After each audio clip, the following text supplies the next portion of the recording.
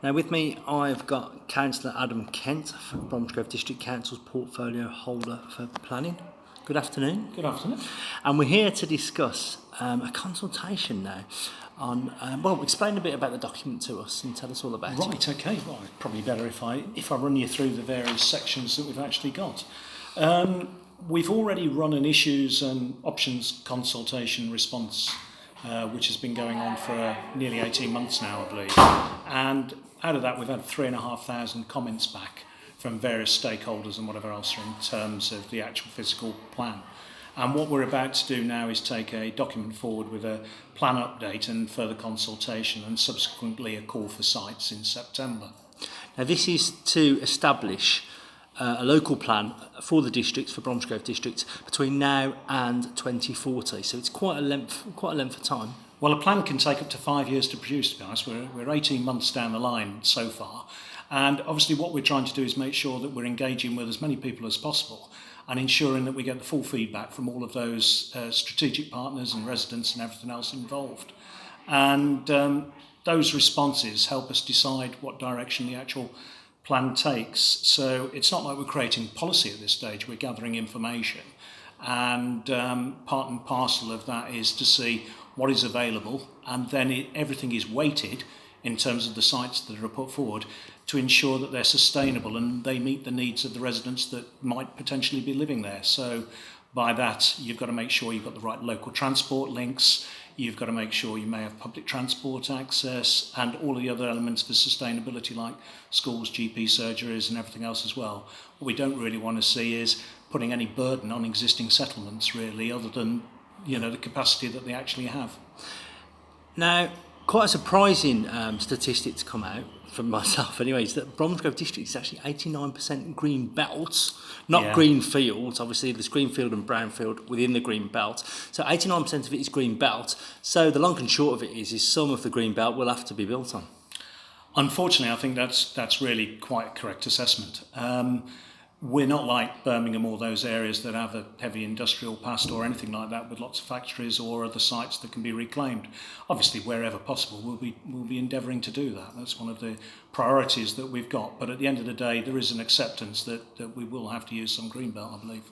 So the green belt then, it's been split up into 60 parcels. That's right. So they've been divided up, and you'll be assessing each one on, how it's been performing as green belt. Explain to us a bit about that. Well, effectively, there's three different ways that you assess the green belt. It's in its strategic performance in terms of where it is. There's also, if you let me just refer to the actual document as well, and I'll give you the actual exact wording rather than give you something that's slightly incorrect. So if you just bear with me 1 second. The first part is you've got to check the unrestricted sprawl of large built-up areas. So what you don't want to do is have areas running forwards. One of the other guidelines is to prevent neighbouring towns merging into one another. So you lose the identity of the towns. And the third purpose that's relevant to Bromsgrove is to assist safeguarding the countryside from encroachment. So each of the parcels of land is measured on that. But that doesn't effectively mean that it is either suitable for development or not. At the end of the day, it's a government measurement technique used to try and establish where we should really be looking at putting housing. And that analysis has already been done. Yes. But obviously it will now determine on whether you can build sustainable development on the sites best suited to it.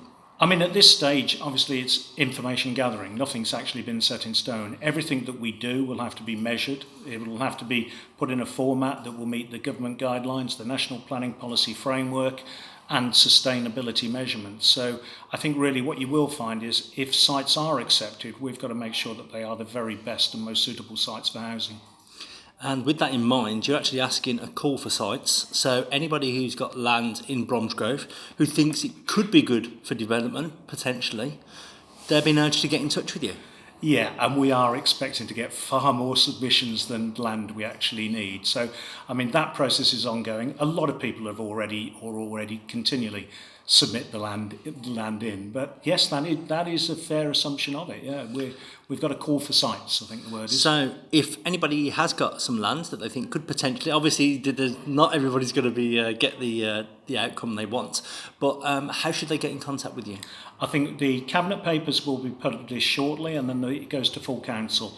At that point in time, it becomes a public document, and you can follow the relevant elements through that. It'll all be on Bromsgrove's website. And we've already had 3,500 responses from last year's issues and options when people were asked what they thought of what kind of housing they'd like to see and business development and where they'd like to see it. But as you said to me earlier, it's an ever-changing document, and you would like to hear from more residents as well, community groups, parish councils, everyone.